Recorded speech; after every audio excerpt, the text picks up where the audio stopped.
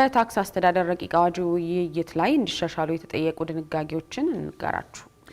ተሻሽሎ ለሕዝብ እንደራሴዎች ምክር ቤት በቀረበው የፌዴራል ታክስ አስተዳደር አዋጅ ደረሰኝ ሊሰጥ ሲገባው ያልሰጠ ማንኛውም ታክስ ከፋይ ለገዢ ባልሰጠው በእያንዳንዱ ደረሰኝ ብዛት ያስቀመጠው 100 ሺህ ብር ቅጣት የታክስ ከፋዩን አቅም ያላገናዘበ እንደሆነ ተገልጿል። ይህ የተገለጸው ምክር ቤቱ በአዋጅ ላይ በጠራው ይፋዊ የህዝብ ውይይት ላይ ሲሆን በተጨማሪም በታክስ ማጭበርበር የተጠረጠረ አካል ወደ ኋላ 10 ዓመት ድረስ ሄዶ ተጠያቂ ማድረጉ ተገቢ አለመሆኑንም ጭምር የውይይቱ ተሳታፊዎች አንስተዋል። ከ10 ዓመታት በኋላ በታክስ ከፋይና በታክስ ጠያቂ መስሪያ ቤት መካከል ያሉ አለመግባባቶችን እንደሚፈታ ታስቦ የተሻሻለው የፌዴራል ታክስ አስተዳደር አዋጅ ትላንት በምክር ቤት ህዝባዊ ውይይት ሲደረግበት ቢሻሻሉ የተባሉ በርካታ ጉዳዮችን በዝርዝር ተመልክቷል። ሰላማዊት ሽፈራው ተጨማሪ አላት።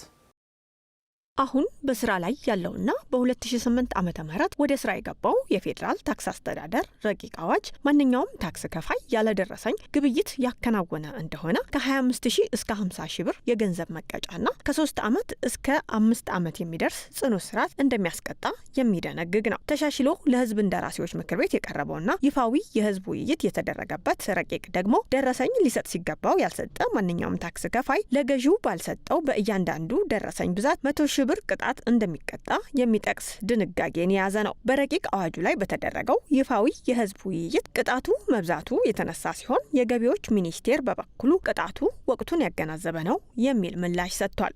አሁን ነባራዊ ኢኮኖሚ ሁኔታውን ታሳቢ ያደረገ መቀጮችን ማሻሻል ነው የተደረገው ማለት ነው። ስለዚህ ደረሰኝ ባለመስጠት ተብሎ የነበረው ከ50,000 ብር ወደ 100,000 ብር ከፍ ያለው ያው የገንዘብ ሁኔታ አስተማሪ ካልሆነ ስተቱ ይደጋገማል የሚለውን ነገር ለማስቀረት ታሳቢ ያደረገ ነው።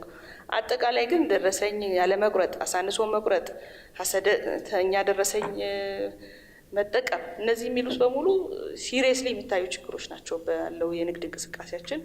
ታክስ ከፋዩ ስህተት ሲፈጽም የሚጣለው ቅጣት በዚህ አዋጅ ላይ በግልጽ የተቀመጠ ሲሆን ታክስ ሰብሳቢው መስሪያ ቤት በሰራተኞቹ በኩል ተገቢ ያልሆነ ግብር ከጣለ የሚቀጣው ቅጣት ካለ በአዋጁ በግልጽ አለመቀመጡ በዚህ ውይይት ላይ ከተነሱ ጉዳዮች መካከል ሌላኛው ሲሆን ሚኒስቴር መስሪያ ቤቱ ለዚህ ምላሽ አለው። በታክስ ባለስልጣን ሙያተኞች የሚፈጸም ጥፋት በምን እንደሚጠየቀው ቀድሞ የነበረው የገቢ ግብር አዋጅ 286 በግልጽ ያስቀምጣል። ከታክስ ሕግ ውጪ ግብር ከፋይ ላይ የማይሆን ታክስ የጫነ ታክስ የጠየቀ ሙያተኛ ካለ ይጠየቃል ይላል አንቀጽ 99። እሱ ተሽሮ 983 በመጣበት ሰዓት እሱን አርቲክል አውጥቶታል። ሜዳውን እኩል እናድርገው ለግብር ከፋዩ ለግብር ሰብሳቢውን ከተባለ የታክስ ሕግ ከሚፈቅደው ውጪ ሙያተኛው ውሳኔ ቢሰጥ ግብር ከፋዩ ላይ ጉዳት ቢደርስ ማን ነው የሚጠየቀው? የግብር ሰብሳቢ ባለስልጣን ሳይድ ሙያተኞች እንዴት ይታያል የሚለውን ነገር ተነስቷል ማለት ነው።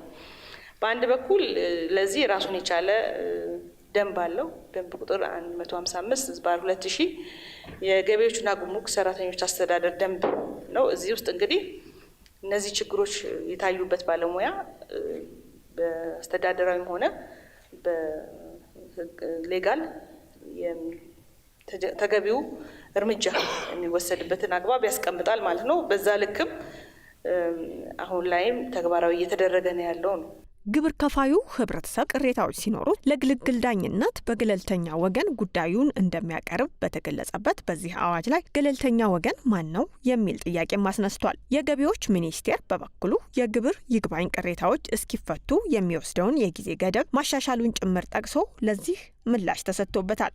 የግብር ይግባኝን ገለልተኛ የሚያዩ ገለልተኛ ወገኖች ተብሏል። ከመንግስት ሰራተኞች ነው? ከውጭ ፕሮፌሽናሎች ነው? ከየት የሚመጡ ገለልተኞች ናቸው? ከመንግስት ብቻ ከሆነ ያው አይሆንም ወይ? የግብር ይግባኝን በተመለከተ 50% ከፍሎ ነው እንትን የሚለው ከተወሰነበት ግብር አንደኛ እዚህም ላይ ተጠቅሷል። ያንን መክፈል የማይችል ሰው ግን የተበደለ ሰው ፍትህ ያጣ ሰው በምን አይነት መልኩ ትሪት ሊደረግ ነው? ገለልተኛ አይደሉም። በግብር ባለስልጣኑ ስር ናቸው ያሉት። ለተለያዩ ጫናዎችና ፍትሃዊ የሆነ ነገር አይወሰነኝም የሚል ጥያቄ አለ። በሌላ በኩል ደግሞ ቀጣይ ወዳለው የገቢ ግብር ሰሚ ችሎት ለመሄድ 50%ን መክፈል ጫና ሆኖባቸው ፍትሃዊ የሆነ ነገር ሳያገኙ የሚቀሩትን ጭምር ታሳቢ ያደረገ ነው ማለት ነው። ስለዚህ እኛ 60 ቀን ስንጨምር በዚህ ሂደት ውስጥ ያው ግብር መሰብሰብ ላይ ያው ያራዘምን ነው የሚሄደው ማለት ነው። ይሄ ግን ታሳቢ ያደረገው ግብር ከፋዩን የሚያነሳውን ጥያቄ በአማራጭ ደግሞ በተለይም ደግሞ መርሁ ሚስጥራዊነትን ተከትሎ ገለልተኛ ሆኖ በፍቃደኝነት ላይ ተመስርቶ ፈጣን እንዲሆንም ጭምር ታሳቢ ያደረገ ስርዓት ነው እየተገነባ ያለው ማለት ነው። ይህንን የህዝብ ይፋዊ ውይይት ያካሄደው በህዝብ እንደራሴዎች ምክር ቤት የፕላን በጀት ፋይናንስ ጉዳዮች ቋሚ ኮሚቴ ሰብሳቢ ደሳለኝ ወዳጄ ከደረሰኝ አሰጣጥ ጋር በተያያዘ ለተነሱ ችግሮች በቀጣይ አሰራሮቹን በማዘመን ሊፈቱ እንደሚችሉ፣ የታክስ ማጭበርበር ጉዳይ ከተከሰተ ወደ ኋላ 10 ዓመት ተመልሶ እንዲታይ መደረጉ ደግሞ በቀደመው አዋጅ ገደብ ያልተቀመጠለት በመሆኑና የጊዜ ገደብ ማስቀመጥ አስፈላጊ በመሆኑ የተቀመጠ ድንጋጌ መሆኑን ገልጸዋል።